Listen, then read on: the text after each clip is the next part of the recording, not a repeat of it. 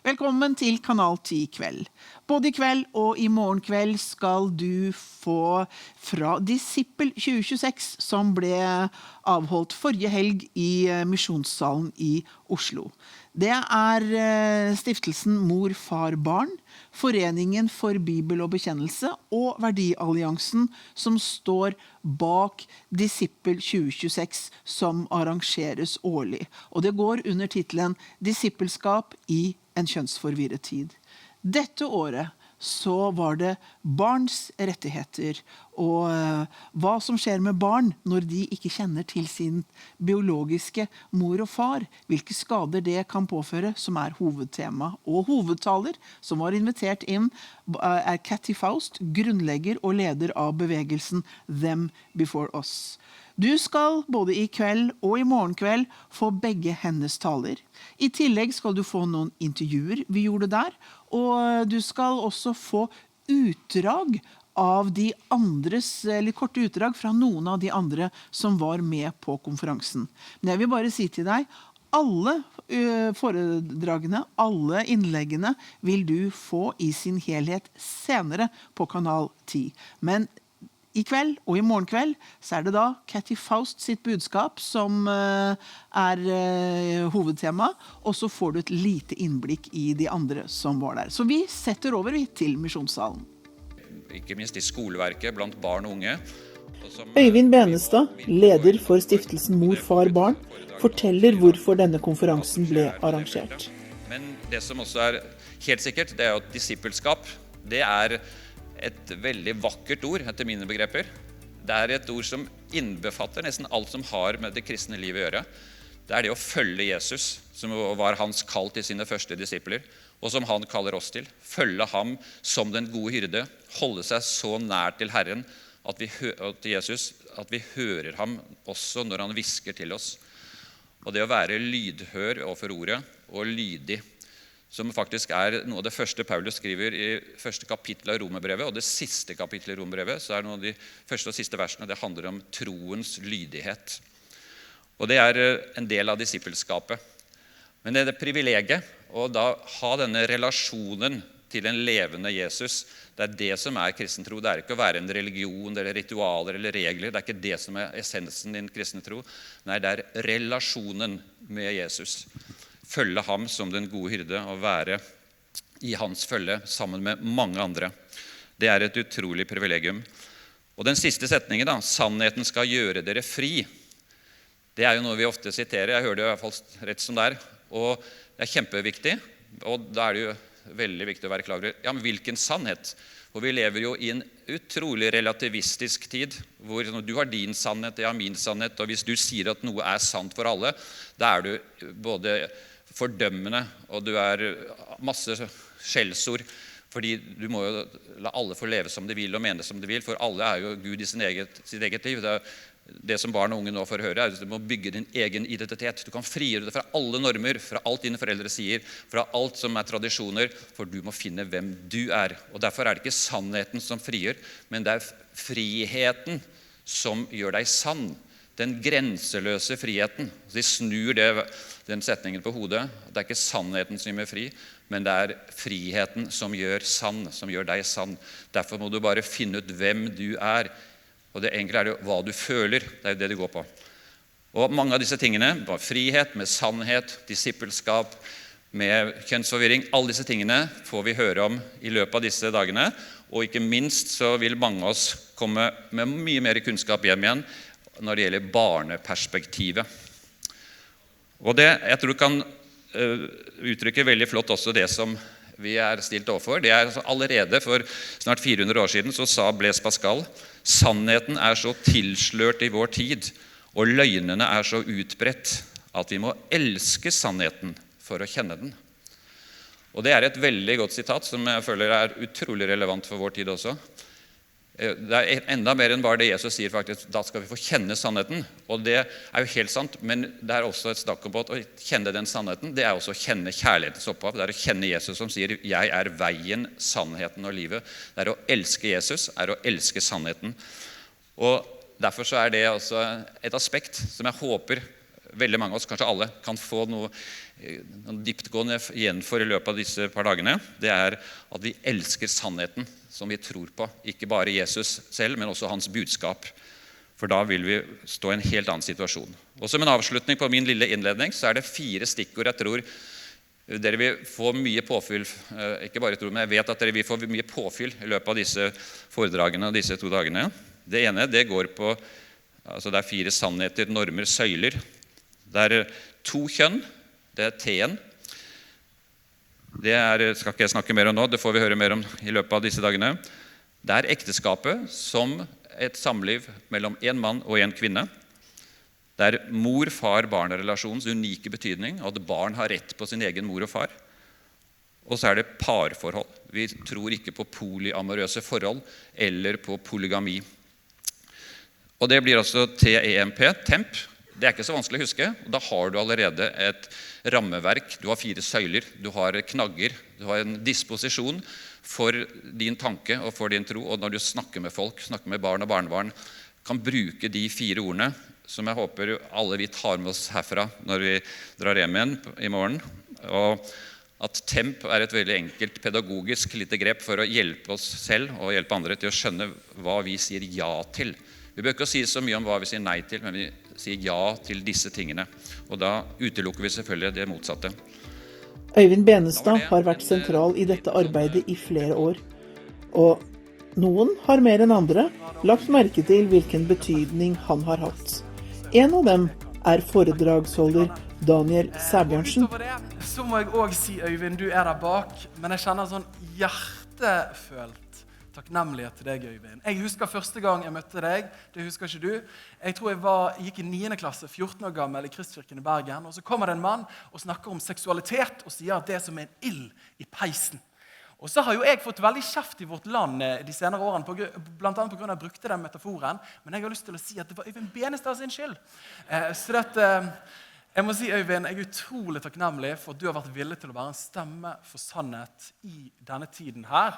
Og du både er allerede, men kommer til å gå ned i historien som profetisk røst i denne tiden her. Så la oss klappe for han. Det mener jeg virkelig. Så tusen takk. Vi vil bli bedre kjent med Øyvind og hans historie før konferansen starter for fullt. Terje Kingsrød tok en prat med Øyvind om bakgrunnen for hans engasjement gjennom så mange år. Jeg hadde startet sånn helt konkret med denne tematikken sånn på videregående. Da jeg var en del av Jesusvekkelsen på 1970-tallet, hadde det privilegiet at jeg var ungdom da, og ble jo sterkt preget av dette her med disippelskap, som vår konferanse også handler om. Og disippelskap da ikke bare som å tro på Jesus som min frelser, men også å leve det livet som han ønsker, og at disippelskap og etikk følger Guds lov og ordninger, leve etter Jesu befalinger og så videre. Det ble en integrert del av min tro, at det er ikke bare å tro noe i hodet, men vi må jo handle i praksis også, hjelpe hverandre. Så ble jeg studentprest etter hvert. Jeg studerte teologi og ble studentprest i laget. Det var jeg i over 20 år. 10 år i Portugal, hvor jeg har mye av de samme utfordringene når det gjelder ungdom og bibellesning og bli glad i Bibelen. Du lærte deg portugisisk da? Ja, jeg lærte portugisisk. Så det var veldig flotte år, og også 10 år i Norge, eller 11 år i Norge. Så da var dette med å hjelpe folk og studenter til å være disipler, kort og godt. Og da hadde vi også seminarer og opptatt det med å være kjærester, forberede seg til ekteskap, være en familie, og så videre. Og så på slutten av 90-tallet, da hadde jo allerede diskusjonen begynt i norske kirke og sånn, og i samfunnet om dette med homofili. Altså han hadde ikke bare begynt, men hadde fortsatt å utvidet seg, og det kom inn også i kirkelig sammenheng. Og jeg fant ut dette her vil jeg være med å si nå, for her har jeg meninger som jeg tror kan være, ikke bare meninger, men også kunnskap. Jeg hadde begynt å lese mer om det og sånn. Og så i 2003 så var jeg redaktør for et sånt stort blad i tabloidformat på 16 sider, som heter Homofili og kristen tro.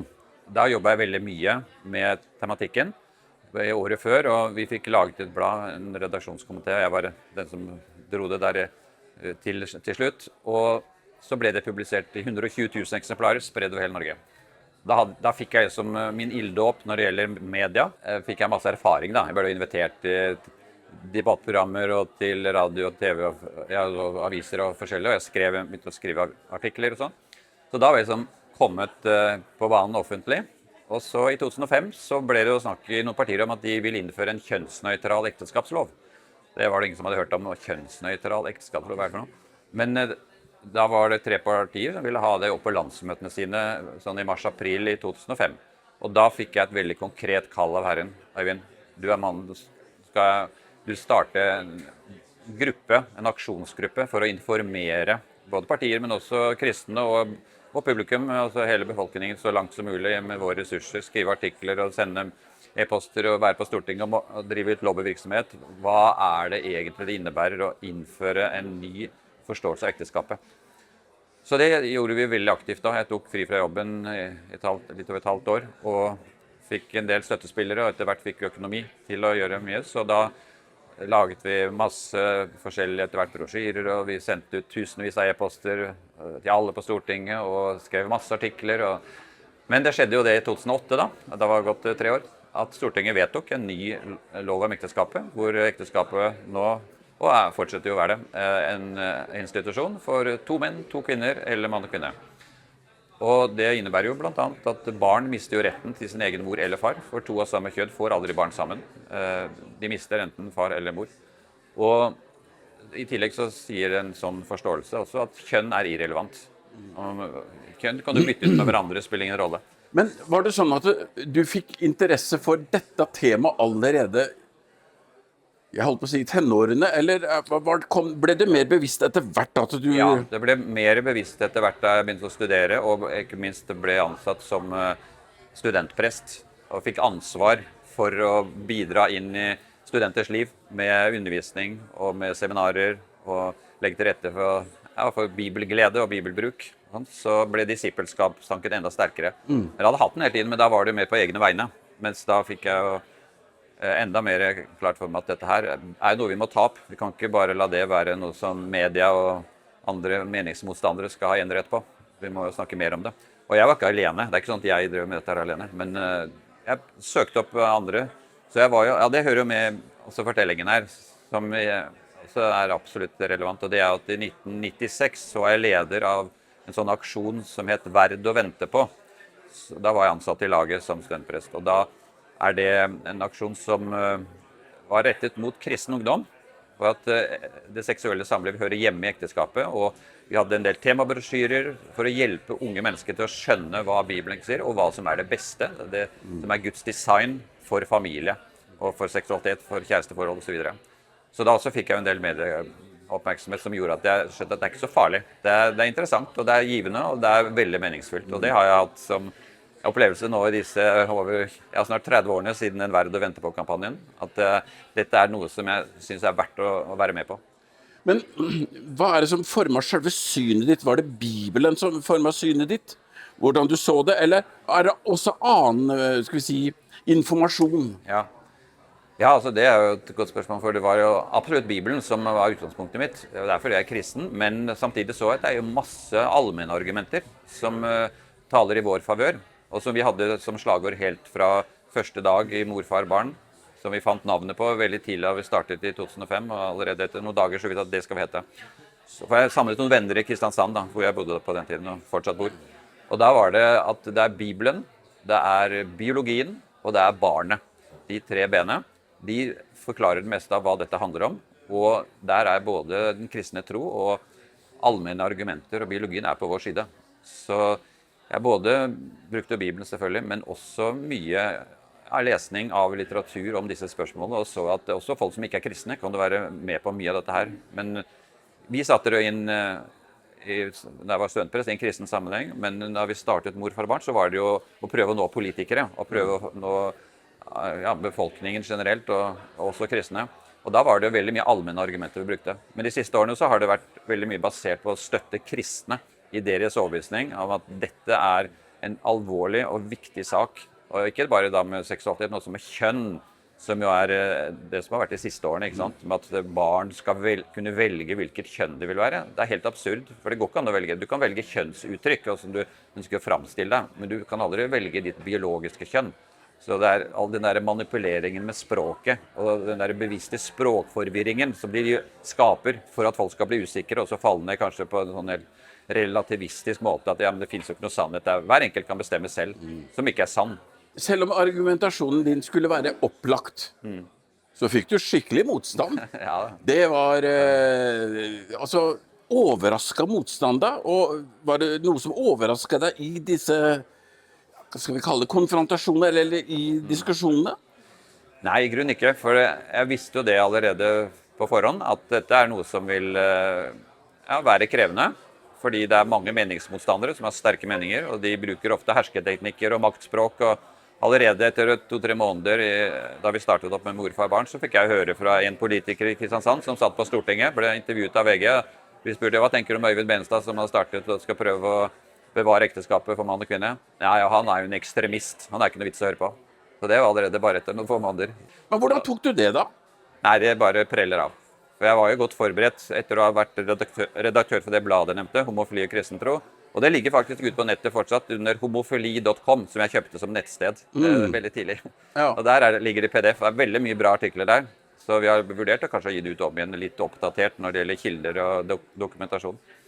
Men jeg har jo lært meg det å se at veldig mye av det som kommer av negative responser, det jo føleri, og at folk blir opprørt av en eller annen grunn, og så det maktspråk og sånn teknikk på å prøve å få meg til å stå stille, og i hvert fall at de som hører på, de skjønner at jeg må ikke si det samme som Benestad, for da kan du bli skjelt ut. Altså det skaper frykt og sånn berøringsangst i temaet. Og det har jo satt seg det, de har vært vellykte i den... Du har jo ikke bare møtt motstand, du har jo mange meningsfeller også. Ja. Altså jeg har jo ikke møtt mest motstand, jeg har møtt mye mer støtte. Fordi jeg har jobbet med kristne sammenhenger. Og også blant politikere det jo folk som har sympati, om ikke de helt enige med meg, så at vi i hvert fall må ha rett til å si det vi mener uten å bli skjelt ut. Det jo ikke noe sunnhetstegn ved samfunnet, at ikke man skal kunne hevde det som alle land i alle verdensdeler i alle århundrer har ment, nemlig at ekteskapet for mann og kvinne. Og fortsatt det jo stor majoritet av verdens land som holder fast på at ekteskapet er mann og kvinne i lovgivning. Av FNs 193 land, så det bare 35 land som har, eller kanskje 38 land, som har vedtatt at de har noe som ligner på norske loven.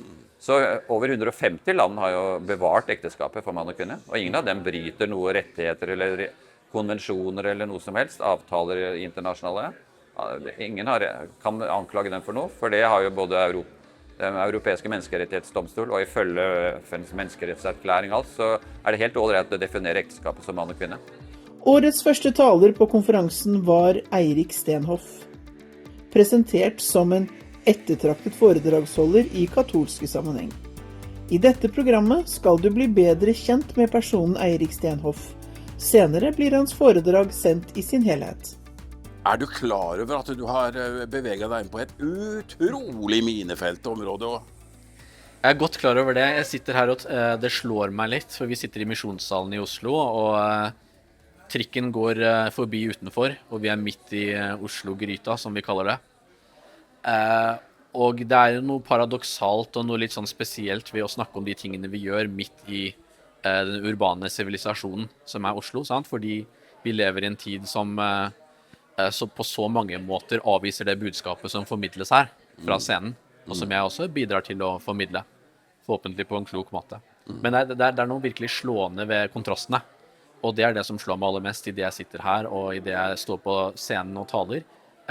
Vi kristne på en måte den lille siste rest som står for dette budskapet. Samtidig så det min overbevisning om at det budskapet vi har her om kjønn og seksualitet, det noe som alle mennesker forunt å høre om. Det noe som alle mennesker skapt for, simpelthen i kraft av å være skapt av Gud. Jeg har skjønt at du katolikk, det stemmer det? Det stemmer, ja. Ja. Og det vel ikke helt tilfeldig det, eller det det? Ja, ingenting tilfeldig i Guds plan. Vi må bare bruke litt tid på å finne ut av hvorfor ting skjer som det gjør av og til, sant? Men så jeg kommer fra et veldig sekulært, en sekulær bakgrunn og sekulær familie med sekulære foreldre. Så jeg har på en måte liksom den nye norske ateismen dypt i min oppvekst, men av litt for meg uforklarlige grunner, som vel Guds uransakelige veier, så kom jeg til kristen tro som ungdom, og ble døpt inn i den katolske kirke, og har tilhørt den siden, og det nå snart halve livet. Og det har bidratt til å forme hvordan jeg etter hvert tenker. Men for meg det er liksom interessant å tenke tilbake på det, fordi jeg kommer fra den bakgrunnen som jeg gjør, mens mange andre liksom er oppdratt som kristne, og så forblir de kristne, eller så forlater de eventuelt. Men jeg har på en måte den erfaringen i bånd, og jeg tror at hvis jeg liksom skal se tilbake på det nå, så tror jeg det alltid var en lengsel etter noe mer. Både når det gjelder selvfølgelig relasjonen til Gud og Kristus, sant? Det er jo det dypeste kallet mitt. Men det hadde også, tror jeg, indirekte i hvert fall, å gjøre med spørsmål som vi snakker om i dag. Kjønn og seksualitet var egentlig meningen med disse tingene. For det er ting som for 15-20 år siden, da jeg begynte å nærme meg kristendommen, og enda mer radikalt i vår samtid nå, det er virkelig tema som er på agendaen, sant, i kulturen, og det er temaer som virkelig krever svar. Og jeg tror at stadig flere unge mennesker kommer til å oppsøke kirkesamfunnene for å søke svar på de spørsmålene der. Det vil drive dem til kristen tro, simpelthen fordi den kristne tro forkynner nettopp Guds skapelse av mennesker, sant? Det var tilfellet med meg, og det kommer til å gjelde mange flere også, tror jeg. Men hvorfor katolikk? Altså, jeg tror det er nok litt lettere for meg å ta det steget og bli katolikk, nettopp fordi jeg ikke hadde vokst opp i en annen kristen tradisjon. Jeg tror at for mange protestanter, folk som kommer fra den norske kirke eller frikirkeligheten, så sitter det langt inne. Og det er også fordi man i de miljøene, og ofte lavkirkeligheten særlig, har formidlet en del som jeg vil kalle fordommer mot den katolske kirke, og hva den egentlig står for. Vranglære av ulike slag. Så for meg har dette vært en helt annen prosess enn det man på en måte har som konvertitt fra andre kirkesamfunn. Jeg kunne på en måte på en litt sånn fordomsfri måte gå rett inn i den katolske kirke. Og for meg har det vært veldig viktig å på en måte oppdage innenfra at det er Kristus som står i sentrum. Det er Kristus som står i sentrum for all forkynnelse og hele kirkens liv, og jeg tror det er lett å misforstå for den som står på utsiden og ser inn på den katolske kirke med mangfoldet av tilsynelatende ulike lærer og helgener og Marie og alt mulig sånt, men til syvende og sist så er det min erfaring at alt det peker til syvende og sist på Kristus da. Nå er du i ferd med å bli forfatter, det vil si du har vel skrevet en stund på en bok? Jeg har skrevet i alt for mange år på en bok som har vært egentlig et bestillingsverk fra kirkelige organisasjoner, og mange av dem som står bak konferansen her, om kroppens teologi. Og det er en bok som handler om det kristne menneskesynet, kort fortalt, i møte med kulturkrisen vi befinner oss i, på områder som kjønn og seksualitet, og som også i økende grad reiser vanskelige debatter i frikirkeligheten i Norge. Du er jo en akademiker. En som jeg liksom hører, du kan det der med, jeg holdt på å si, universitet, høyskoler, og det språket der, det kan du. Hvordan er det for deg å møte, holdt på å si, vanlige folk? Jeg tror det går helt utmerket, for jeg regner meg egentlig som vanlig, ganske vanlig jeg også. Jeg kommer jo egentlig ikke fra en akademikerfamilie. Jeg kommer fra litt mer sånn, hva skal jeg si, business, økonomi, den type folk, praktikere på sine måter. Og ja, vi har ikke så veldig mye fag å snakke om rundt middagsbordet lenger da, men vi må jo likevel møtes av og til. Så jeg har hatt en annen reise, rett og slett, og det har nok vært knyttet til dels mitt eget anlegg for å lese og studere og sånn, men også min interesse for teologi og de grunnleggende spørsmålene, om hvem Gud er og hvem mennesket er i hans plan. Og etter hvert så har det tatt meg ganske mange år, det må jeg si. Jeg har jo gått inn for å lære om det kristne menneskesynet. Det er noe som har kostet, og det er fortsatt veldig krevende. Så det er ikke sånn at jeg på en måte kommer fiks ferdig og snakker på autopilot om alt mulig rart. Det har kostet mye blod, svette og tårer over mange år, og forsakelse av både familieliv og økonomi og alle mulige goder for å kunne realisere det kallet, rett og slett. Og nå er du en ettertraktet foredragsholder og Jeg er i hvert fall foredragsholder. Du er i hvert fall foredragsholder, ja, men det ble sagt da om at du var en ettertraktet. Det er bra. Det er jo hyggelig å få den. Ja, absolutt. Etter at du har slet og jobbet i mange år, så er jo en liten oppmuntring i hvert fall. Absolutt. Jeg snakker jo litt av og til kristne miljøer. Jeg har egentlig snakket mer de siste årene enn jeg har gjort liksom, de siste månedene. De siste har det vært litt, jeg har sagt litt nei og litt sånn. Rett og slett fordi jeg er nødt til å bli ferdig med boken min. Jeg har en doktoravhandling som handler om andre temaer som krever oppmerksomhet. Så Jeg tror at etter boken kommer ut, og den får på en måte modnes litt i ulike miljøer, så vil det bli mange forespørsler som jeg håper å kunne takke ja til. Da. Så det betyr du kommer til å være med å sette agendaen for diskusjoner fremover? Jeg tror at det kommer til å være på en litt mer sånn intern, indrekirkelig måte. Det er nok litt av, det er i hvert fall sånn jeg har tenkt om det. En ting som jeg kunne tenke meg å gjøre etter at boken kommer ut, for den er på en måte hele pakken, veldig mye stoff, og komplisert stoff til dels. Det er å kunne bidra til å omformulere dette til liksom, pedagogisk materiale på ulike nivåer inn i de ulike kirkesamfunnene. Jeg har lyst til å samarbeide med ulike kirkesamfunn om det. Det er i hvert fall noe av min tanke fremover. Så det blir litt mer sånn usynlig arbeid, men jeg tror at det vil være vel så viktig som å reise rundt og holde liksom, dette foredraget om kroppens teologi overalt. Når kommer boka? I løpet av året. Dette året? Ja, i løpet av et år, sier vi. Ja, ok. Ja. Hva lever du av? Jeg er stipendiat ved Vid vitenskapelig høgskole i teologi. Så jeg er doktorgradsstipendiat der, har vært der et år og har 2 år igjen. Hvordan fungerer det liksom? Det fungerer slik at jeg jobber med et forskningsprosjekt om skapelsesteologi, og det er min 9-5-jobb, og så er det kroppens teologi og liksom disse andre interessene som egentlig er resten av fritiden min og ja, resten av kapasiteten min. Et siste spørsmål. Hvordan reagerer folk på det du driver med og det du holder foredrag og skriver om? For det er klart, som jeg begynte med, du er jo på et minefelt. Hvordan er reaksjonene?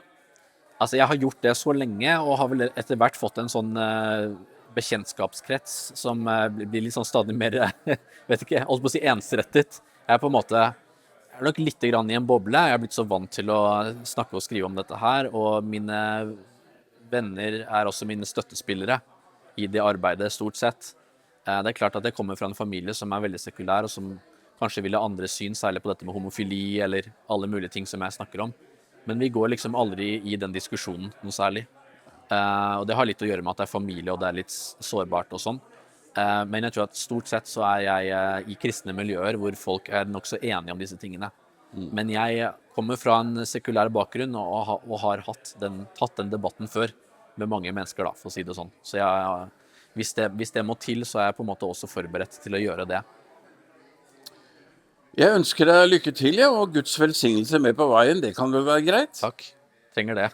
Da regner jeg med at vi kommer til å se deg og høre fra deg igjen. Håper det. Takk. My name is Katy Faust.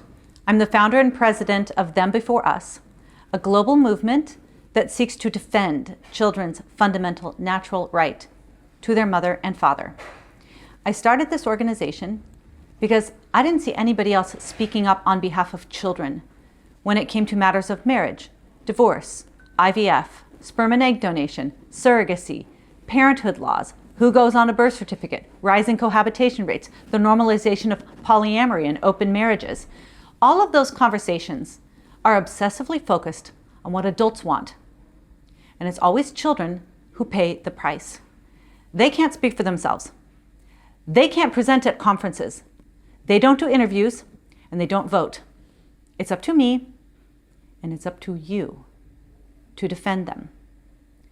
That's what Them Before Us is for. We are going to give children a voice in these matters, whether it's the cultural space or in the political space. Children deserve to be represented and defended. So we work to make sure that people first consider, what about the child, when we're talking about these kinds of questions around marriage and family, and prioritize their rights.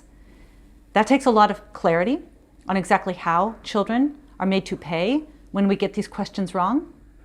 And it takes a lot of courage, because there is a cost for those of us who choose to speak up on behalf of children. But kids are worth it, and I hope you'll join me. Katy Faust, who are you really?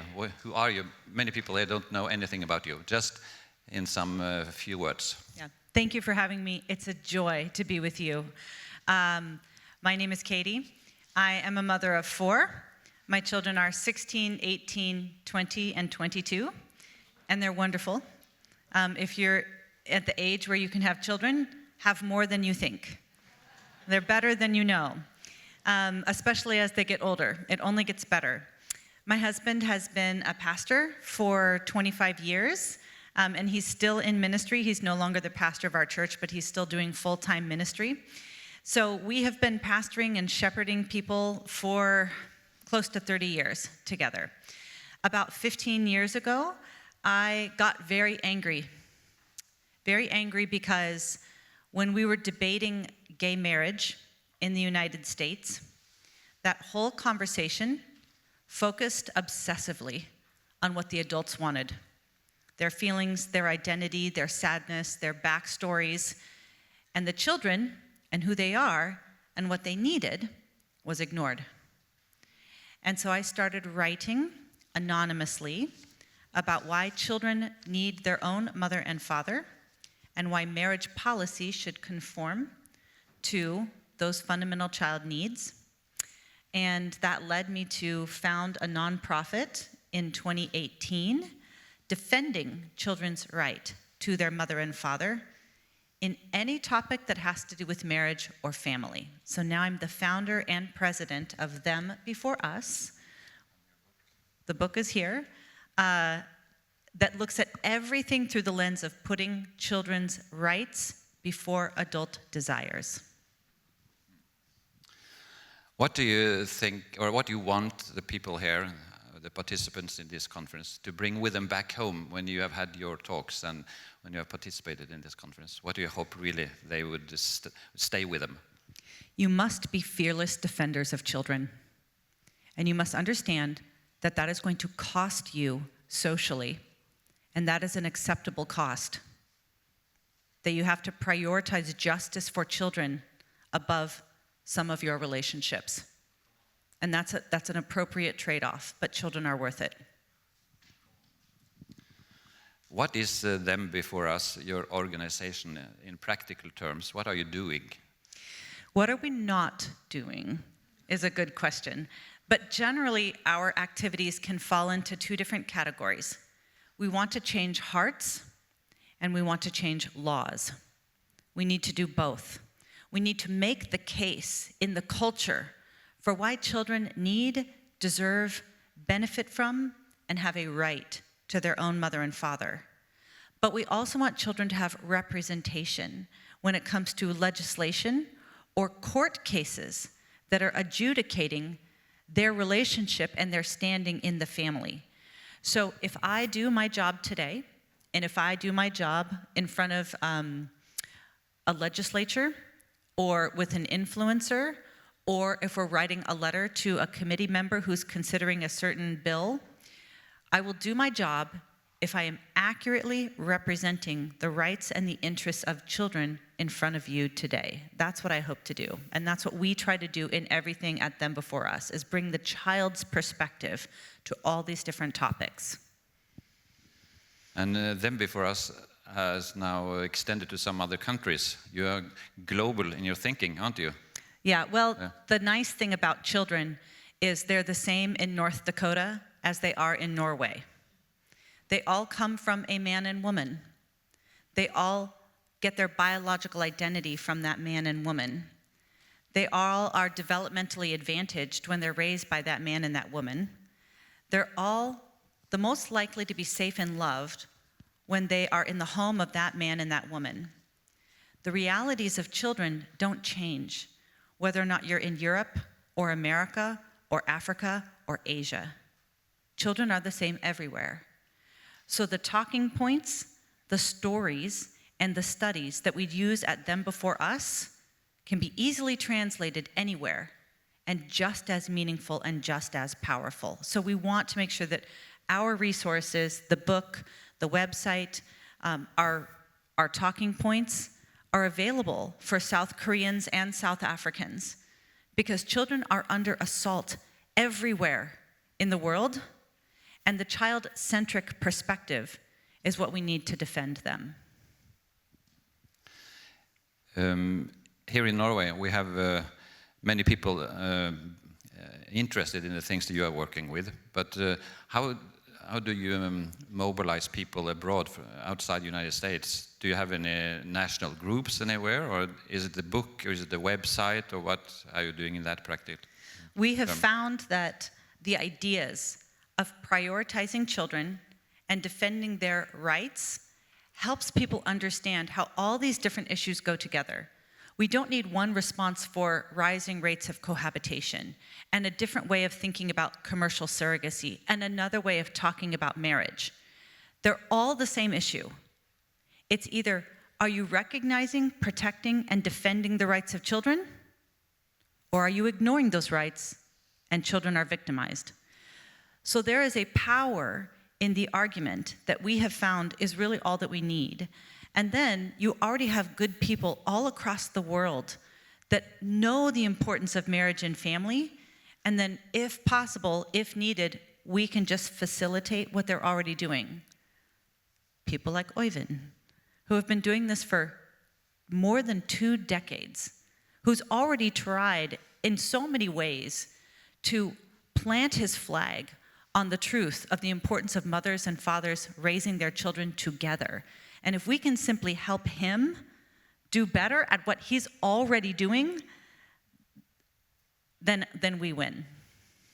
And now the last question. What is your one of your favorite Bible verses? Well, right now, we are spearheading a national coalition in the United States to challenge gay marriage. That campaign is going to launch the day after I return from Norway, from this trip. We put it off until I got home. But as far as I know, of the 38 countries that have normalized motherless and fatherless homes through legalizing gay marriage, nobody's ever tried to roll it back. Nobody's ever tried to take back marriage. But we will, and we're going to. And we'll show you how to do it, and you can do it next. But to me, I look at the effort to reclaim legal marriage on behalf of children very much as when Nehemiah had to rebuild the broken walls of Jerusalem. That barrier, that safeguard, protected a literal city. Marriage and our understanding of marriage, with its permanence, complementarity, and monogamy, is the tiny barrier around our smallest society, the family. And the walls need to be rebuilt. There are threats from without and threats from within. And everything is stacked against us, just like it was with Nehemiah. But right now, I feel like the promise for this effort to rebuild marriage in the United States with a massive coalition, a coalition that by God's grace, he's allowing us to lead. The verse that I know is God's promise for us is Nehemiah chapter 2, verse 19 maybe, says, "The God of heaven himself will prosper us. Therefore, we, his people, will arise and build." We're going to start building. We do not have everything that we need to be successful in this project, but the God of heaven himself is behind the rebuilding of this critical wall that is going to allow the nation to flourish again. We are.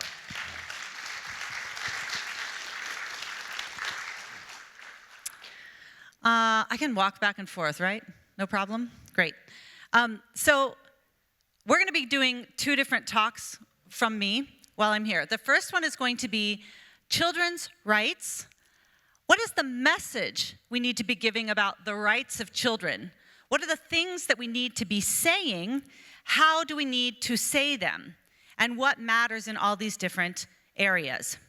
Tomorrow, we're going to be talking about the method, the how we're going to approach this, the how it is that we convince our countrymen of this, even if they don't agree with us in terms of your Christian convictions, for example. But today we're going to talk about the message, what it is that we should be saying about marriage and family and everything that goes along with it. So what I'm going to do is I'm going to lay out the non-negotiables of what it means to be a human child, the things that will not change about children, regardless of how we define marriage, regardless of what a Supreme Court has to say, regardless of how we tinker with little humans in petri dishes through in vitro fertilization, IVF, regardless of whether or not we outsource the gestation of children to somebody else's womb for hire, regardless of what the culture says about children, regardless of how often we say, love makes a family, or children are resilient, or they don't need moms and dads, they just need caregivers. There's some non-negotiables, some fundamental realities, some unbending truths about children that will never change. And once we understand those truths about kids, all these other questions about marriage and family will answer themselves. So let's go through this. Children have a right to their own mother and father. This right, if it was honored, would transform society. This right holds the key not just to individual child flourishing, but national flourishing as well. So when I give talks, especially in the United States, because I'm a little more familiar with the statistics in the United States, I often give people a choice. I'll say, if you could solve one major social issue that we're facing today, which one would you solve? So I'll ask you that. I'm going to give you 4 options. The first one is, would you solve child poverty? The second one is, would you solve teen homelessness, teens that are living on the street? The third one is, would you solve teen pregnancy? Girls getting pregnant while they're unmarried as teenagers? Or would you solve teen suicide? Children, teens that are killing themselves. So let me ask you, if you had to choose one of them, which one would you choose? How many of you would say, I would wipe out child poverty? No children living in poverty anymore. Any of you? Maybe you don't have poverty here because you have wealth distribution. Okay, so we've got some for child poverty. How many of you would say no more teens living on the street? No more homeless youth? Any of you? That's more of a problem in my city, probably. How many of you would say no more teen pregnancies? No more girls getting pregnant? A few of you. How many of you would say no more teen suicide? Vast majority? Good. How many of you had a hard time choosing just one? How many of you, if you could, would wipe out all of them? What if I told you there's an all of the above option? And if you did one thing, you would eradicate or decimate, take down to 1/10 poverty, homelessness, pregnancy, and suicide. Would you do it? And what if it was cheap? What if you didn't have to spend billions of crowns, I suppose, to do it? Right? Would you take it? Would you do that thing? I would too. So what is that thing? It is defending children's right to their own mother and father. In the United States, a child living without their dad is 4 times more likely to live in poverty. 4 times. Children who find themselves homeless on the street, 90% do not have a father in the home. Girls who are pregnant as teenagers, 71% don't have a dad. Teens who commit suicide, about 63% don't have a father. So if you could unite the child to both people to whom they have a natural right, their own mom and dad, you wipe out nearly every social problem we're facing today.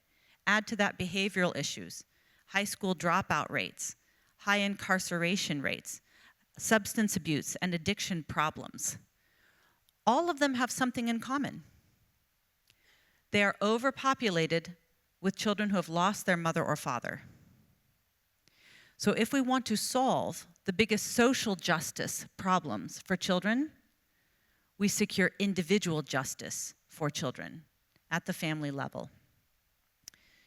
Why is this singular relationship with the child's mother and father so powerful? Why can it solve all these social problems that in the United States we spend hundreds of billions of dollars trying to fix? What's so special about those 2 adults 3 reasons. There's 3 reasons why protecting this fundamental child right solves nearly every problem we are facing today. So the first reason is identity. It is very hard for children to answer the question, who am I? If they can't answer the question, whose am I? Who are my parents? Where do I come from? Who are the 2 people that made me? Now, I don't know if there's a heavy culture of adoption here, but in the United States, there's a lot of adopted children and a lot of adoptive parents. And it's beautiful and it's redemptive. But in the United States, we don't have any closed adoptions anymore. Only about 5% of adoptions in the United States is there a child where they have no identifying information, no contact with, no relationship with their first mother and their first father. Because social workers and adoptees have recognized that those 2 adults offer something to children that even a loving mother and father who adopted them cannot. I'm an adoptive mother. I'm so grateful for our son. God put him in our family. But I cannot fully compensate for everything he has lost. There are questions he will have that I cannot answer. I want to ask you, and I'm going to see if this translates into this context, but how many of you guys can think about a movie or a book where a child has gone on a search for their long-lost mother's boyfriend? Anyone? Can you think about, really, where the child goes on a search for their long-lost, not father, but the boyfriend of their mother? I've never seen one. But have you guys ever seen a movie where a child goes on a search for their long-lost father or mother?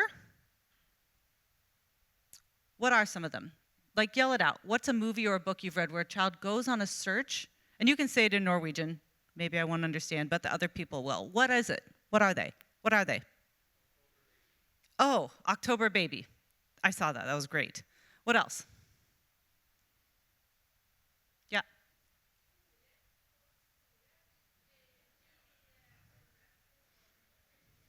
Great. True. Goes on a search for the missing parents. Good. What else?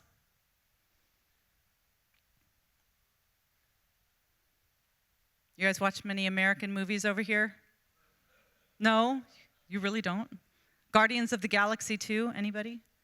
No? Land Before Time, American Tail, Elf. Do you guys have Elf? Christmas movie? Okay. Parent Trap. Do you ever see Parent Trap? Star Wars. Do you guys, please tell me you've got Star Wars? Okay, right? So you know at the end of the second one where Darth Vader looks at Luke and he says, "Luke, I am your stepfather." He doesn't say stepfather. He says, "I'm your father." And what happens to Luke? He has an identity crisis.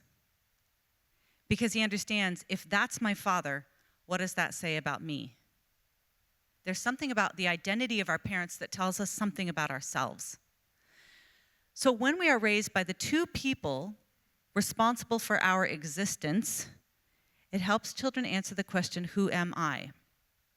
It makes them less susceptible to giving themselves other identities that primarily focus on their race or their sex or their gender identities.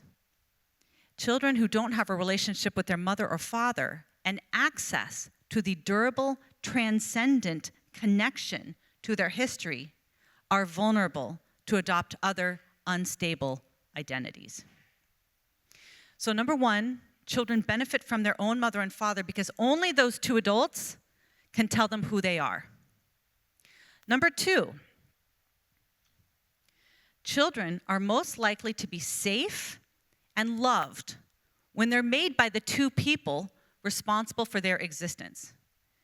We have been studying family structure for decades, and we know without a shadow of a doubt that the biological mother and father invest more money in children, save more for their college, spend more on their food, invest more time in children in terms of daily caregiving duties, are more protective of children.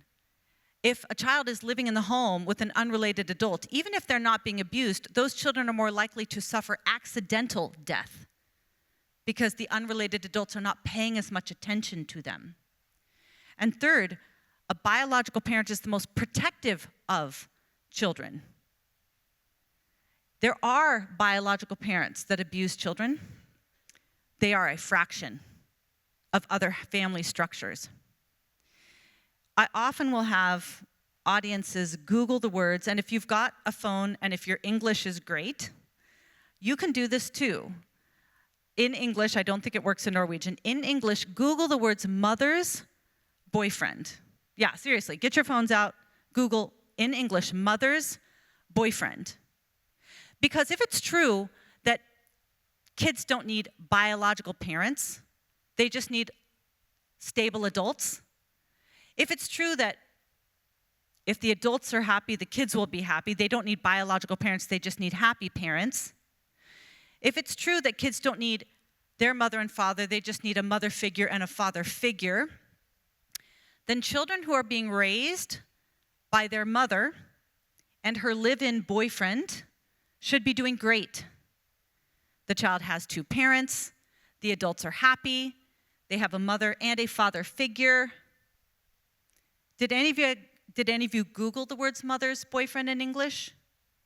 What did you see? What were some of the headlines that came up when you Googled that? Abuse? What else?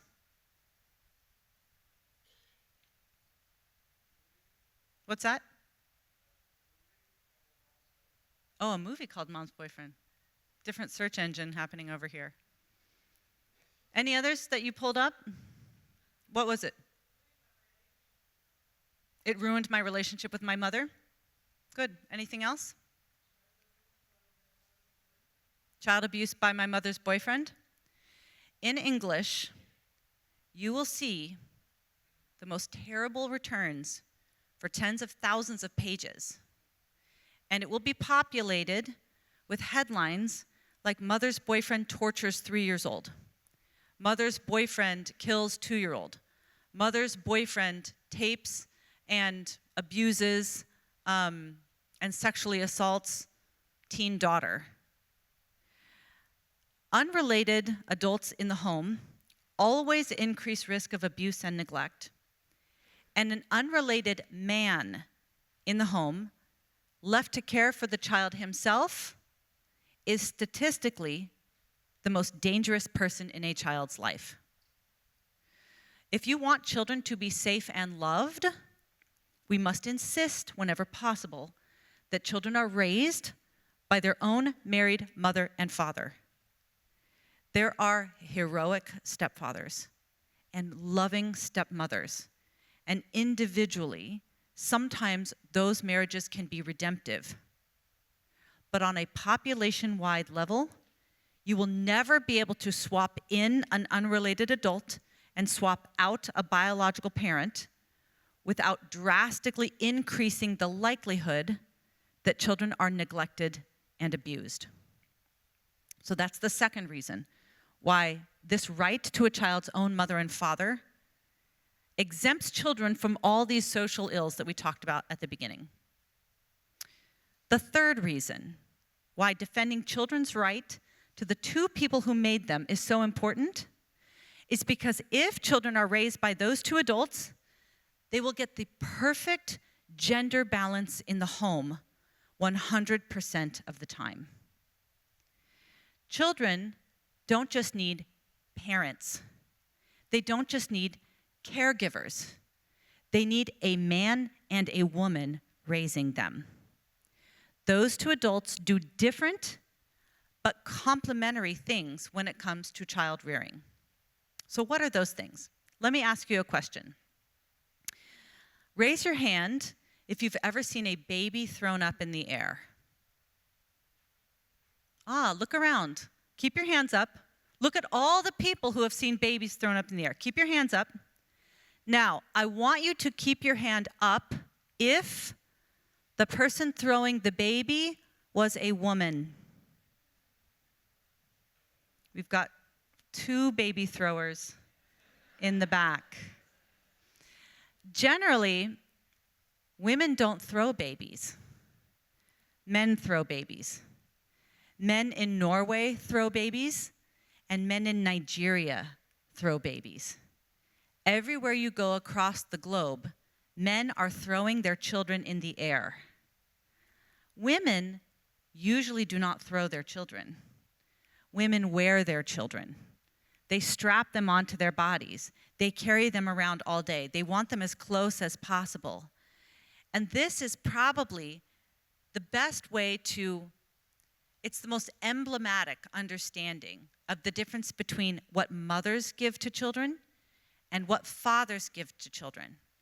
Mothers naturally, because of their body and their brains, they promote attachment.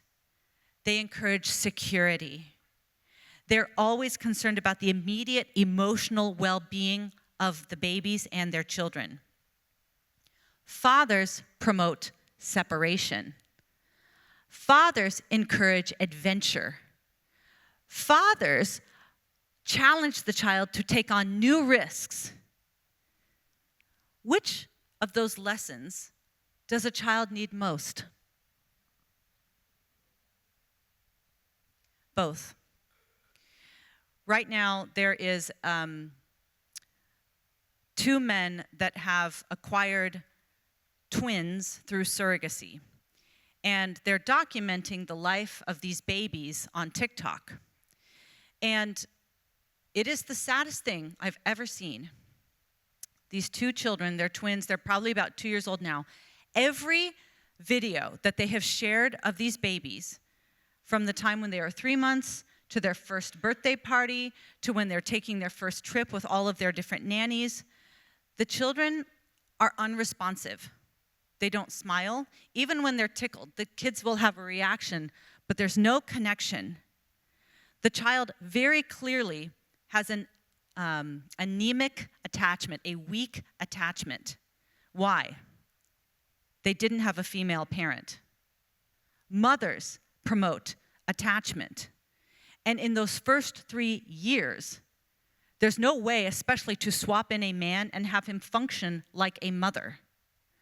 Mothers respond more quickly to infant distress and infant cries. Mothers, skin to skin with the child, is the only thing that lowers the baby's cortisol, their stress level, when the baby is hungry or tired or sad or wet or cold.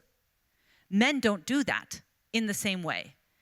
Men have about double the response time when they hear an infant crying, whereas a woman will respond immediately. And it's only through that kind of distress and response, where the child begins to form an attachment that will help them to make connections and build future relationships. Those babies are motherless, and you can see they're not attached to anyone. Mothers promote attachment.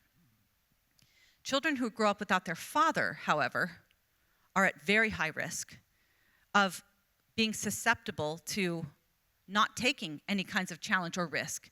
It is with dad that they learn to control their aggression, channel their aggression. Moms and dads, just with the way they approach children, do things totally differently. Women tend to care for kids. Fathers tend to play with kids. Whenever I travel, I leave a lot of healthy food at home for my kids. Because if I don't, their father is just going to take them to the store and feed them ice cream and root beer every day that I'm gone. That's okay when you're gone for 3 or 4 days. But generally, children need meat and vegetables several times throughout the week. I am the one that makes sure when they were little, they were brushing their teeth and doing their homework and going to bed on time. He is the one that said, let's stay up all night and watch the entire Lord of the Rings series together. Okay. When women interact with their children, especially their young children, the natural activities that women do with their children develop their fine motor skills. With mom, they are coloring with crayons, they are cutting with scissors, they are tying their shoes. With dad, they are running down the street, they are throwing a ball, they are hitting a ball, they are wrestling in the living room, they are setting things on fire. Those are the things they do with dad. They develop their gross motor skills. Which one do children need? Do they need their fine motor skills to succeed in life? Or do they need well-developed gross motor skills to succeed in life? Which one do they need? One mother, 2 mothers, 10 mothers will never be a father. 1 father, 2 father, 3 fathers will never be a mother. Sometimes children lose their mother or father to tragedy, and we mourn. We are now pushing a cultural idea, a legal understanding of marriage, and technologies that endorse and promote and incentivize motherless and fatherless homes. And it's an injustice for children. So those are the fundamental realities of the child. They come from a man and woman. They developmentally benefit from being raised by a man and woman. They get their biological identity from that man and woman. And they're most likely to be safe and loved when they're raised in the home of that man and that woman. Those things will be true about children, regardless of what the European Union decides is on that certificate of parenthood, regardless of whether or not you legalize gay marriage, regardless of whether or not you purchase sperm or egg from a catalog and make a baby, and regardless of how often we are told that children just need love, not biology, not mothers and fathers. We will either understand and recognize who children are and what they need, or we will victimize them. Those are the 2 options. So since we understand these non-negotiables of what it means to be a human child, that gives us all the answers we need about marriage and family questions. If children have a right to their mother and father, then what is marriage? Marriage is the only relationship that unites the 2 people to whom children have a natural right. That's what marriage is. How should we think about divorce? It should be avoided whenever possible, except in cases of abuse or adultery or addiction or abandonment. It must be rejected because divorce hampers children's development physically, mentally, emotionally, academically, and relationally. Divorce is devastating for children. It starves children of 50% of mom and 50% of dad, and that's in the best case scenario. Oftentimes, children will lose a relationship with their non-residential parent altogether.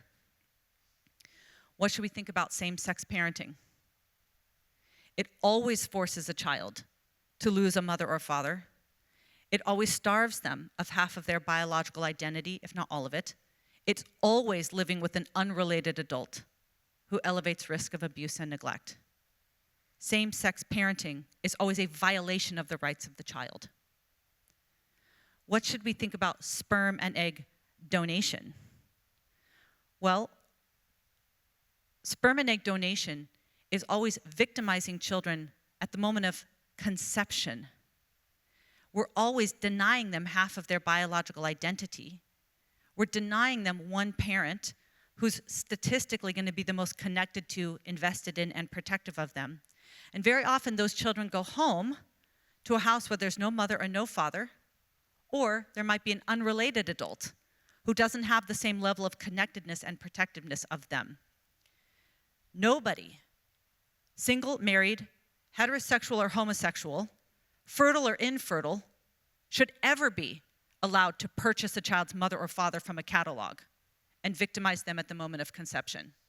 Doesn't matter about the household structure the kids go home to. Children should not be commodified by having their mother or father sell their parental rights so adults can have something they want. What about surrogacy? The best way to understand surrogacy, does that translate, Eric? Everyone got it? Right, where a woman gestates the baby for somebody else. What is surrogacy from the child's perspective? From the adult's perspective, surrogacy is great.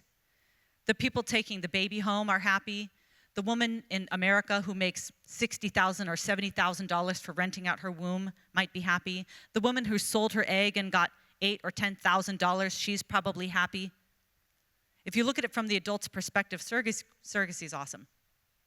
If you look at it from the child's perspective, it always involves injustice. So what is surrogacy from the child's perspective? Surrogacy allows you to splice what should be one person, mother, into 3 purchasable and optional women.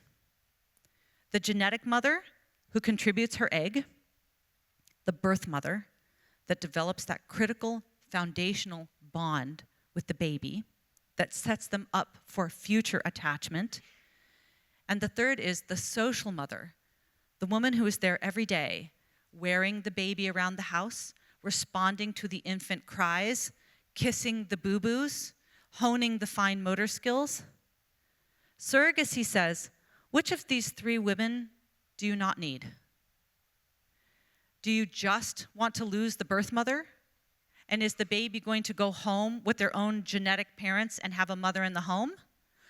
Or do you need to purchase the genetic mother from a catalog, rent the birth mother, and then the child's going to go home to an unrelated woman who can care for them and give them the maternal love they want? Or do you not want any of the mothers? You can cut out the genetic mother by purchasing them through a catalog. You can rent the birth mother and then fly away and never see her again. And then the child goes home to a place where they never enjoy maternal love at all. Surrogacy makes all those optional. Let me ask you this. The genetic mother who helps the child answer the question, who am I? The birth mother with whom the child forms a critical bond, or the social mother that maximizes the baby's development, the child's development, by giving her that female-specific love? Which one of those are optional to the child? None. Children need all 3. They benefit and they love knowing their genetic parents. They need that ongoing attachment with the birth mother. They crave and benefit from the maternal love in the home every day. Surrogacy always allows you to cut out at least one of these mothers, if not all 3. Even if there's no money involved, even if the child goes home to a sweet heterosexual couple. Surrogacy always forces children to sacrifice something they need so adults can have something they want. What about adoption?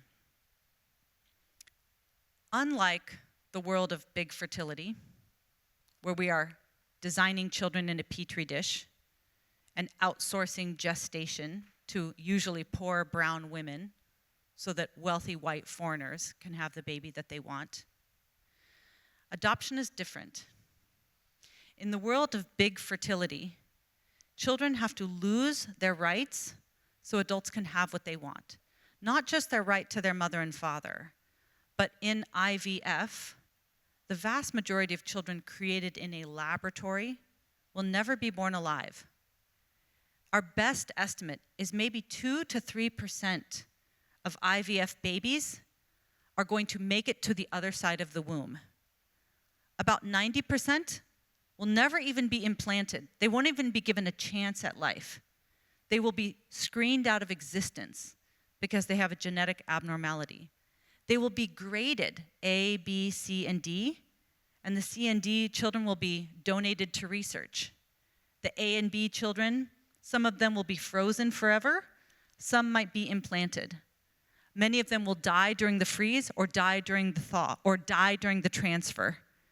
IVF has a high failure rate, so most of those children won't make it even if there's a successful transfer. So if you believe that children have a right to life from the moment of fertilization, IVF destroys more children every year than abortion does. So children are losing their rights and sacrificing their right to life in the world of big fertility. Children have to sacrifice for adults in IVF, sperm and egg donation, and surrogacy. The world of adoption is different. In the world of adoption, it's adults who sacrifice for children. The adults who go through an adoption process in America, I'm sure similar here, they can't just say, here's some money, give me a baby. They have to go through screening, vetting, background checks, home studies, fingerprints. In the world of adoption, not every adult who wants a baby is going to get one.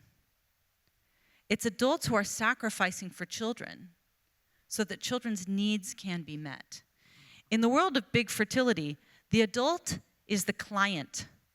The goal is to get any adult a baby, regardless of how many children have to die in the process and whether or not the child goes home with their own mother or father. I was up last night from midnight to 4 a.m. trying to adjust to the jet lag. And there was a picture of a 54-year-old man, single man, holding a teeny little infant that he had acquired through surrogacy. This 54-year-old man would never have been approved to adopt. Not when you're in your mid-50s, not when you're single, and not when you're a single man. But he can easily purchase a child through surrogacy. There were probably a lot of IVF babies that were lost in the process. And obviously the child lost their genetic mother, their birth mother, and will not have a social mother in the home at all. It doesn't matter. The adult is the client. He's going to get what he pays for. In the world of adoption, the child is the client. The goal is for every child to be placed in a loving home, not for every adult that wants a baby that is going to get one. Over here, children sacrifice for adults. In the world of adoption, adults sacrifice for children. In both of these spheres, the child has suffered loss, and it deserves to be mourned. But in the world of big fertility, we look at that child loss, and we call it progress.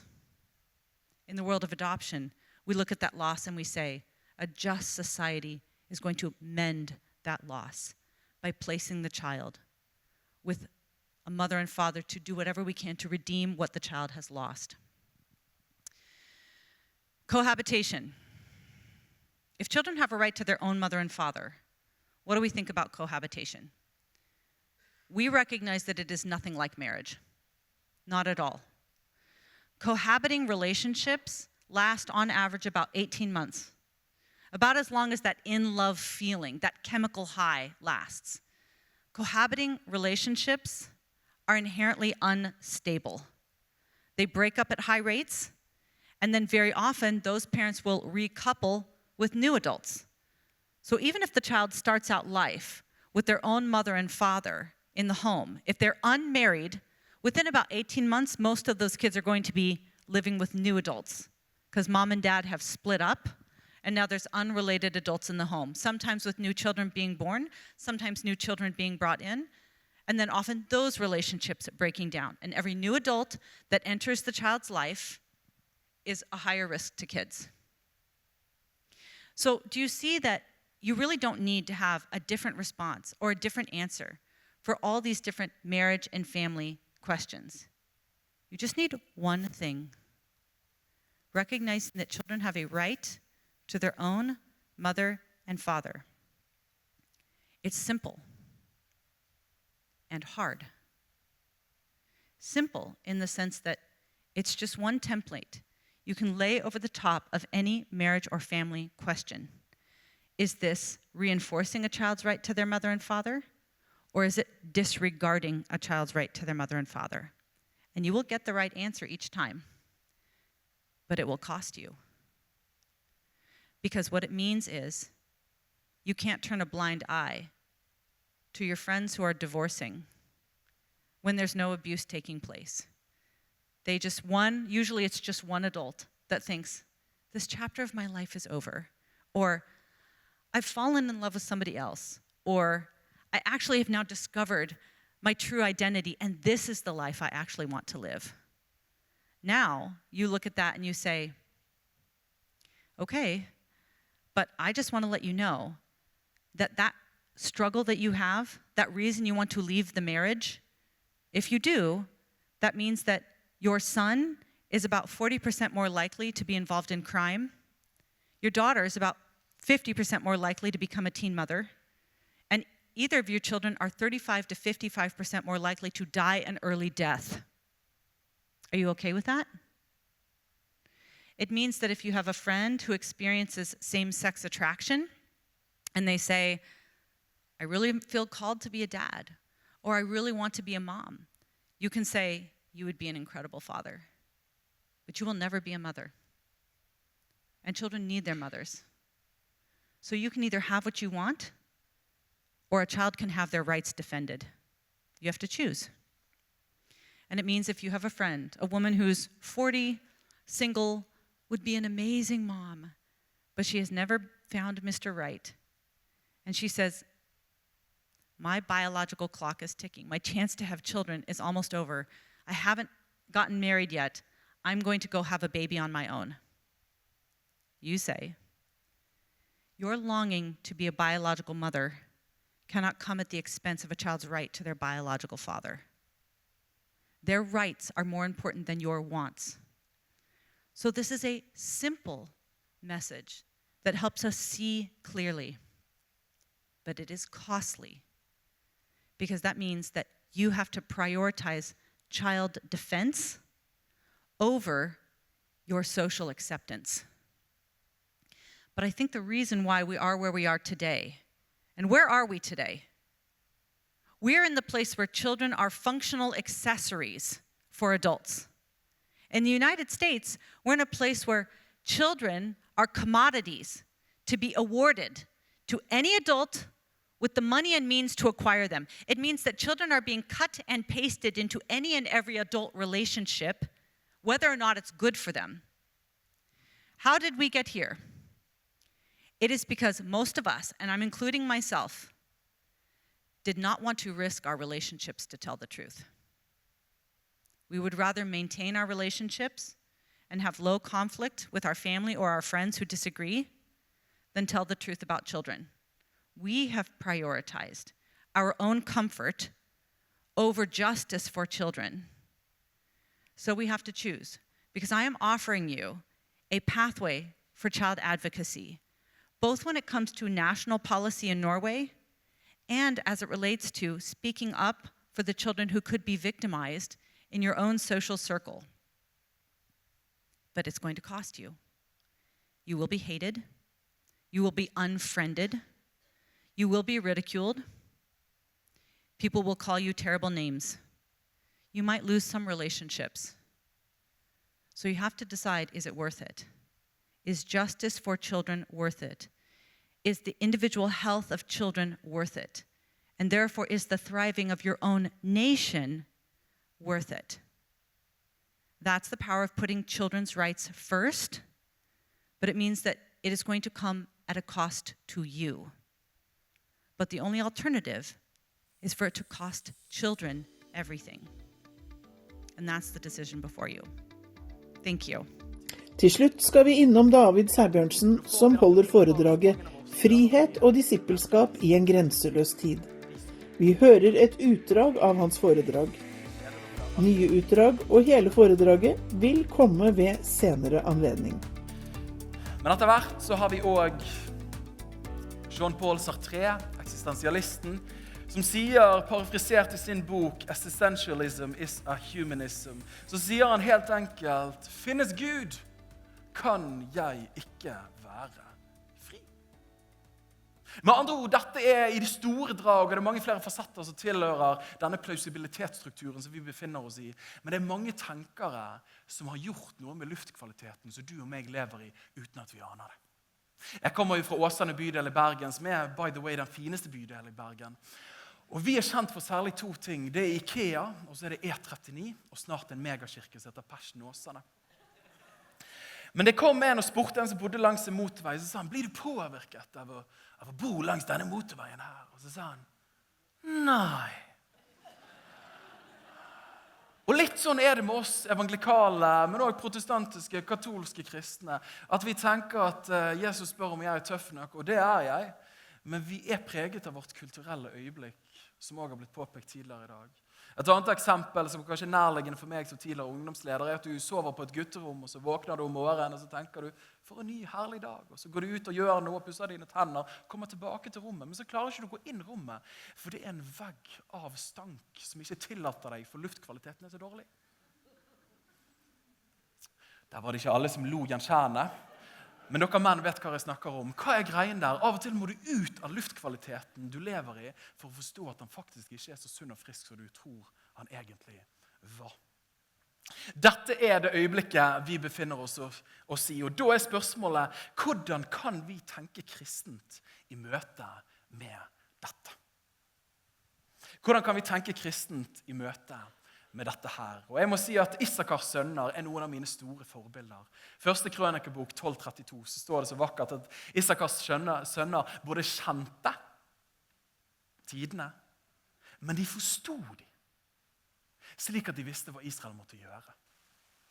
Jeg har litt enklere ordpar, men det er første vi kristne trenger å lære, det er at vi må se. Vi kan ikke bare ta og lukke dørene på Ebenezer og Betel og Nain og ta for gloggene, og så har vi en basar til Jesus skjemat, og så håper vi at verden går forbi. Sånn, det funker ikke, for da mister vi neste generasjon. Så vi må se vår samtid, vi må kjenne han, men så må vi gå videre og forstå han. Derav tenke. Vi må tenke. Og vi kristne, vi gjør vel i å ikke bare mørkmale alt, men å kunne applaudere det som er bra, konfrontere det som er dårlig, men så å transformere for å bringe inn evangeliets bedre historie. Og det første jeg har lyst til å si i møte med vår samtids frihetskjærlighet, er at vet du hva, jeg tror mye av det er veldig bra. Jeg tror at mennesker har som sagt en iboende lengsel etter frihet. Og vi så det i Norge 9. april 1940, når nazistene kom inn i landet, så formet det seg automatisk en motstandsbevegelse. Hvorfor det? Fordi vi er ikke ment til å leve under totalitære og undertrykkende styrer som begrenser menneskeverdet. Vi er ikke laget for det, så det skjer noe der. Vi står opp for det. Tvert imot, eller forsterkende har jeg lyst til å si at den frihetslengsel som vi erfarer i den vestlige verden, er ikke noe som er kontrært til den kristne lære i sin kjerne. Tvert imot så har det sin opphav i den kristne lære. Den kanadiske filosofen og kjente katolske tenkeren Charles Taylor, han sier det sånn som dette her i det store mesterverket av sin bok A Secular Age. Så sier han at før kristendommen, individer var uviktig. Bare klan og stammen hadde betydning.